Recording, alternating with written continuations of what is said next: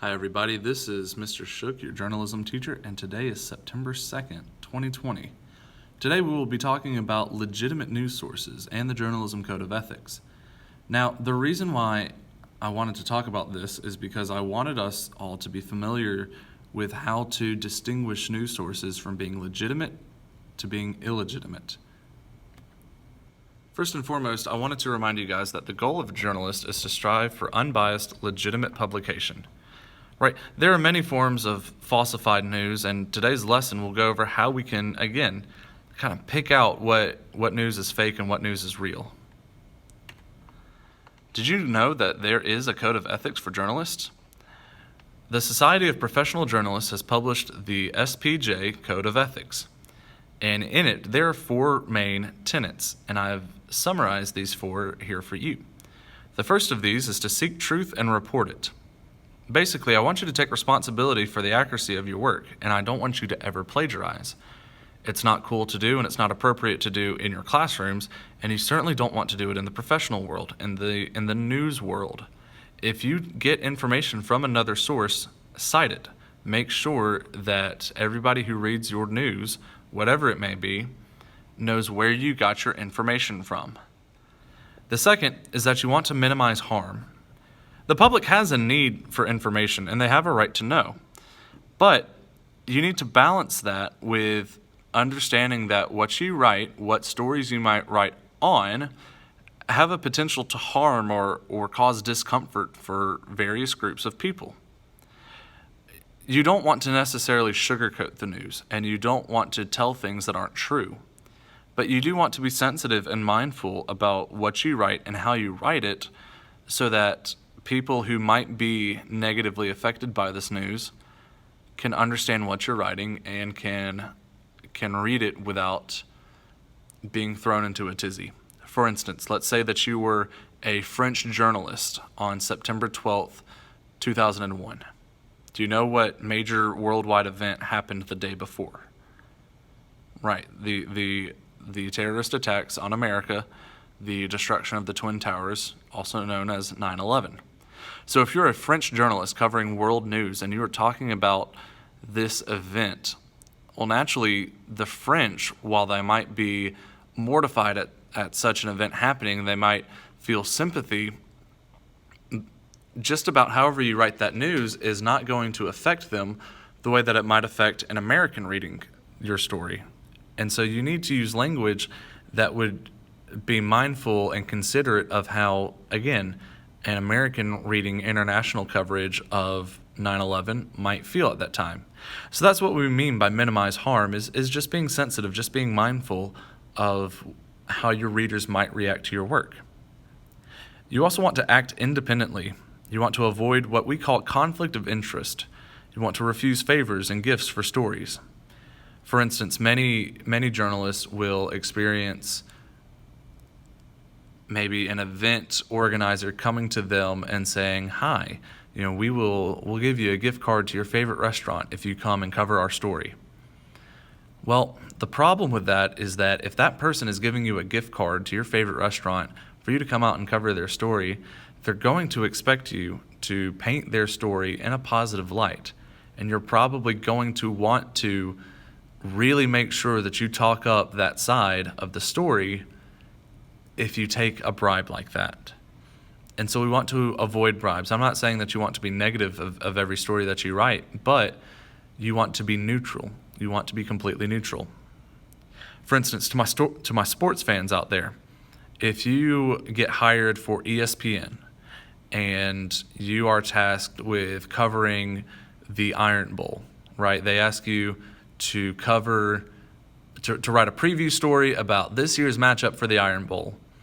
Well, any of my Alabama fans who are virtual students and any of my Auburn fans who are virtual students should, according to the Code of Ethics, abstain, should refuse to write a preview story for the Iron Bowl. Because let's be real, my Alabama fans, would you not be tempted to write the story in a really positive light for Alabama and a really negative light for Auburn? And Auburn fans, be real, wouldn't you do the opposite? Wouldn't you paint Auburn to be a really good team in Alabama to be a poor team or an overrated team or any kind of negative light. So you want to act independently. You want to avoid this, what we call, again, a conflict of interest. And finally, you want to be accountable and transparent. Listen, guys, it's okay to make mistakes in journalism and in life. We're human. We make mistakes. That's what we do. However, what I want you to do is hold yourself to a high standard. I want you, as both a journalist and as a student and as a person, to be willing to admit when you make a mistake, take the heat on it.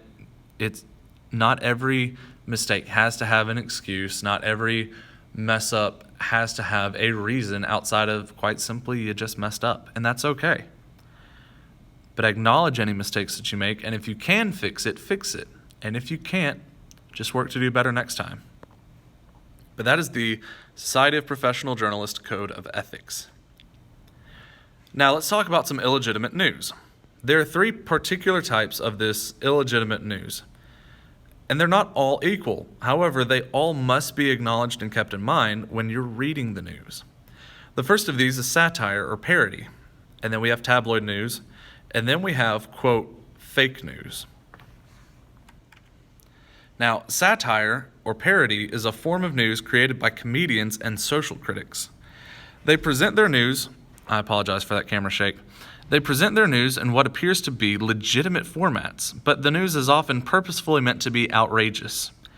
Parody is used to get people laughing. It is strictly comedy. Satire is used to promote some sort of social change, but it also uses humor to get the point across. In fact, oftentimes satire is mistaken as comedy because people can point out the funny elements, the comedic elements of satire, but they forget that there's meant to be some sort of social change that comes as a result. One of the most popular parody or satire news websites is called The Onion, and it's been around for about 3 decades now, pushing 25, 30 years. Here's a headline from a recent Onion article. Ian McKellen, the famous English actor, Ian McKellen waiting in line at Buckingham Palace Administrative Office to get knighthood renewed before it expires. Well, it's meant to be kind of funny because it's pointing out that we all are waiting in lines, and we actually, I mistyped it. The original headline also says he's waiting in line while wearing a mask, because we're all waiting in line and we're all wearing masks right now to get his knighthood renewed before it expires. Guys, knighthood does not expire. If an English person is granted the title of knight, then they will have knight for their entire life. But it's meant to be funny. It's meant to be a joke and to poke some fun at the world that we're living in, to get us laughing. Now, tabloid news is a kind of journalism that seeks to promote gossip and untrue rumors, especially about celebrities. Some of the more famous tabloids include The Globe and The National Enquirer, and they drive their sales mostly on scandals breaking. Maybe this celebrity was photographed doing drugs or acting a fool in public when really they weren't. Most, if not all, of these stories are untrue. They drive their sales based on gossip and untrue rumors. They also break the code of ethics because one of the earlier codes, the very first one, when we say seek out information, oftentimes tabloids will pay people for their information, and that is against the code of ethics. You are not supposed to pay people for the news. News is meant to be freely accessible. Now, on here you see I have a point that reads, these are your cash register magazines. You've seen these when you're at the grocery store with your parents and you're at the checkout line, and you see these magazines all around of some sort of scandal or some sort of bad thing that a celebrity is doing, secrets that they've been hiding, a lot of loud colors and bold fonts. These are tabloids. And again, these are mostly, if not always, untrue. The information was gained unethically, and you want to avoid tabloid news. Now, finally, we have quote-unquote fake news. Now, you've probably heard this term spoken by our president, Donald Trump. And it does have its place in the journalism world. The term does. Fake news has its place in the journalism world. Fake news is news that is presented as legitimate, full, complete news. It will include some indisputable facts about a story. There are legitimate elements of quote-unquote fake news. The news becomes fake when it begins pushing a particular agenda. Maybe statistics begin to be warped, or rumors are taken as fact about a particular story in order to appeal to a particular audience. Now, these agendas can be political, right? We see that all the time when we see newspapers nowadays or watch the TV nowadays, but they can also be athletic or technologically related or anything. Anything that has a side can push a particular agenda. For instance, again, if you are a sports fan if you're an Alabama fan covering the Iron Bowl, and you start writing your preview story and you just coincidentally, oh goodness, misrepresent some of Auburn's stats and throw in a jab at Auburn, that would be fake news. Now, it would be true when you write that they are playing in either Auburn or in Tuscaloosa, whatever year that you're writing the preview story. It would be true what time they're going. It would be true if you listed the all-time series as far as who's winning and who's not winning. But when you keep introducing these facts that are warped or particularly meant to persuade one side or to lean towards one side or another, that's when you start to fall into fake news territory. Anything can have a side in it. iPhone versus Apple, if you're writing a technology blog, right? If you're writing a technology blog and you just love the iPhone and you are an Apple person, then when Samsung releases a new smartphone, you might purposefully or even accidentally, to a degree, if you do it accidentally, it just drives more reason to cite your sources. But if you start dogging on and bashing Samsung's newest phone because you're an Apple person, well, now you're starting to tread into fake news territory if you spread lies about the new Samsung device. So I have a question for you guys then. How do we combat fake news?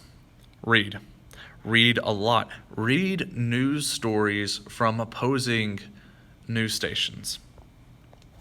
Do not stick to just one particular news site, particularly if you're reading national news.